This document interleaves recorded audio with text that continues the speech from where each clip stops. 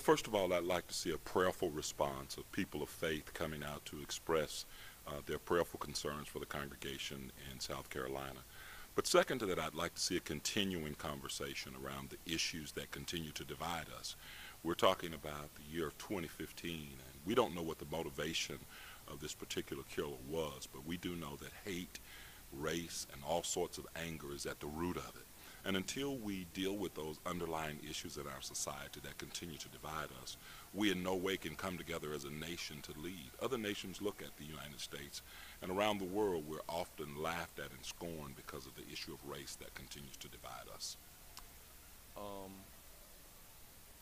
Tell me about your own feelings as a pastor in this pulpit here. They say the 11 o'clock hour is the most segregated. I guess Dr. King said that. And yet, if a single young white man were to come in, would it make you, ironically, would it make you a little wary? Just as over the years and historically, if a single young black man came into a predominantly white church, it had made folks wary. Unfortunately, this issue is still permeating society. We still see that concern.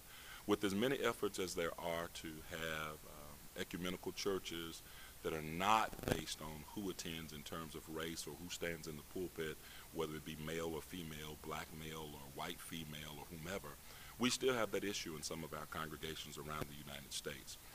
Unfortunately, I've had that same experience where a white male came and sat on the front row of our church and his behavior was somewhat erratic, and we were concerned about that. However, the black church has always been a very affirming place, as other churches in America are growing to be more affirming.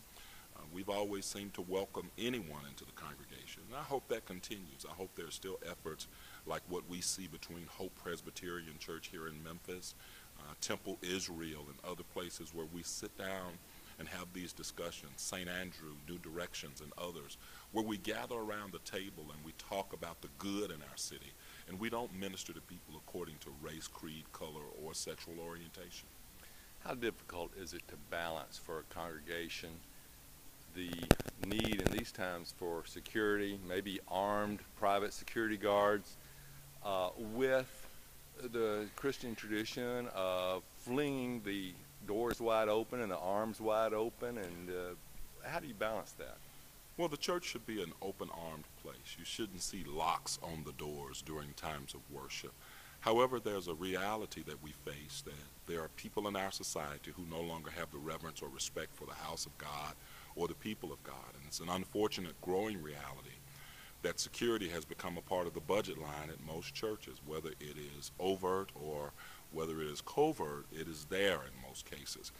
We've seen issues not just recently but throughout time where the church has become a place where predators come. They take advantage of the innocent. So we have to protect them. We have to watch as well as pray. But I'm hopeful that we will be wise, and places like churches and schools and places where people gather will be safe places. We've recently passed a law in Tennessee that concerns me, where people can carry guns openly in parks. That concerns me, that we have gone to a society now where guns seem to be a part of our everyday style or way of life. We must sit down and address this conversation. Everyone should not have access to a gun. People should be tested, and we should determine their qualifications to carry a gun and even their mental ability or stability in carrying a weapon as well.